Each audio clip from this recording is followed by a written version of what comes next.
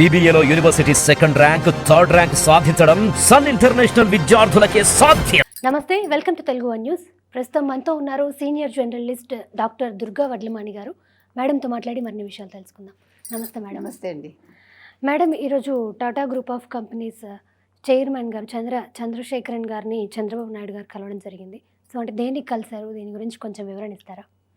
Tata group of companies chairperson Natarajan Chandrasekaran వారు కలిశారండి ఇవాళ.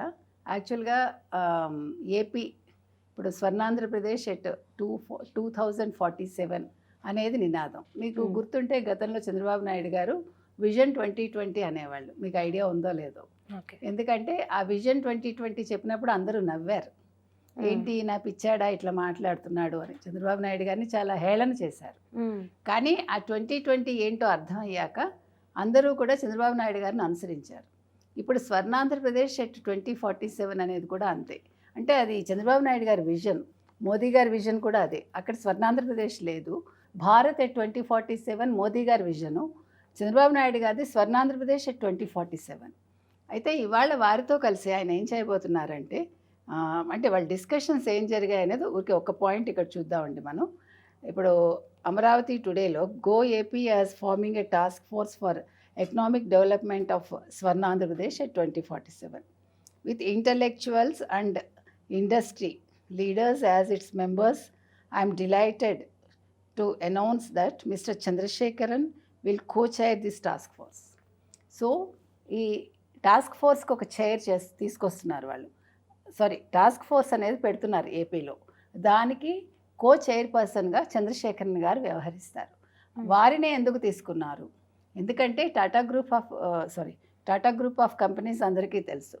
ముఖ్యంగా ఇప్పుడు మనకి centre for global leadership on competitiveness అంటే GLC to be setup by CIA in Amaravati.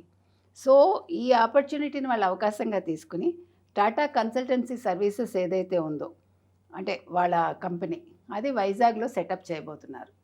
So ఇది మంచి పరిణామం అన్నమాట. అంటే మొన్నటి వరకు మీరు తీసుకుంటే కనుకైతే వైసీపీ వాళ్ళు అభివృద్ధి అంటే ఇక్కడ మీకు మొన్న ఇటీవల కూడా వాళ్ళ సోషల్ మీడియాలో బాగా వైరల్ చేశారు. మీకు గుర్తుందో లేదో, చంద్రబాబు నాయుడు గారి ఫోటో వేసి అంబేద్కర్ గారి ఫోటో వేసి అక్కడ దాన్ని ఆ పేరు తీసేశారు కదా, వైఎస్ జగన్మోహన్ రెడ్డి పేరు, అది తీసేసారు ఆ ఫోటో. అండ్ దెన్ పైన గుళ్ళు ధ్వంసం చేసినట్టు వేసి ఇది విధ్వంసం, అభివృద్ధి అని ఒక 4 ఫ్లైఓవర్స్ పెట్టారు. సో వాళ్ళ దృష్టిలో అభివృద్ధి ఏం చేశారు అనుకుంటే, మీకు గుర్తుందో లేదు, ఎలక్షన్స్ ముందు వరకు వాళ్ళు ఎప్పుడు అభివృద్ధి గురించి మాట్లాడలేదు. లాస్ట్ అంటే ఇంకా 1 వీక్ 10 డేస్ ఉందనుకంటే ఇంకా ప్రచారం పర్వం ముగిసిపోతుంది అన్న సమయంలో వీళ్ళ అభివృద్ధి గురించి ఎప్పుడైతే తెలుగుదేశం కూటమి మాట్లాడిందో అప్పుడు వాళ్ళు ఆ ప్రస్తావన తీసుకొచ్చి అప్పుడు ఏదో కొన్ని ఫ్లైఓవర్స్ కట్టాము, ఆ నౌకాశ్రయం గురించి, తర్వాత వైజాగ్ ఇన్ఫోసిస్ గురించి వాళ్ళు మాట్లాడటం మొదలుపెట్టారు. అంటే వాళ్ళు ఎంటైర్ 5 years పీరియడ్లో వాళ్ళు చేసింది ఇవే అన్నమాట. వేరాజ్ ఇవాళ చంద్రబాబు నాయుడు గారు వచ్చి ఇంకా 2 నెలలు కాలేదు మనకి. But today we're talking about Tata consultancy services. వాళ్ళు సెటప్ చేస్తున్నారు ఎక్కడ, వైజాగ్లో. సో ఇది చాలా మెచ్చుకోదగ్గ అంశం మనకి. దీంతో పాటు ఇవాళ ఇంకొక మంచి అంశం ఏం జరిగిందంటే, ఆర్టిఫిషియల్ ఇంటెలిజెన్స్ యూనివర్సిటీ అనేది ఇప్పుడు సెటప్ చేయబోతున్నారు ఆంధ్రప్రదేశ్లో. ఓకే. సో దాన్ని ఎవరితో చేస్తున్నారంటే SRM యూనివర్సిటీస్ అని ప్రైవేట్ యూనివర్సిటీ. అంటే ప్రైవేట్ యూనివర్సిటీస్లో నెంబర్ 1 యూనివర్సిటీ అది.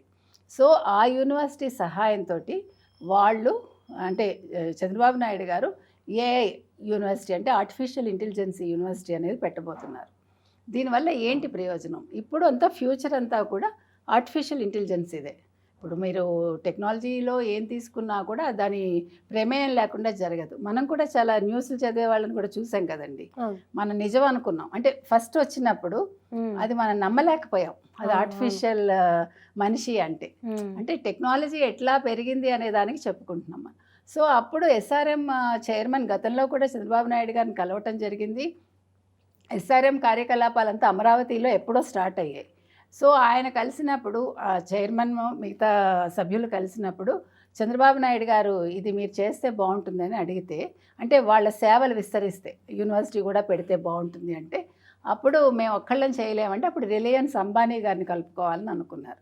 సో ఇప్పుడు ఆ దిశగా అడుగులు పడుతున్నాయి. ఇప్పుడు రిలయన్స్ అంబానీ గారితో చర్చలు జరిగి ఒకవేళ వీళ్ళు స్థలం కేటాయించగలిగితే త్వరలో ఆర్టిఫిషియల్ ఇంటెలిజెన్స్ యూనివర్సిటీ వస్తుంది.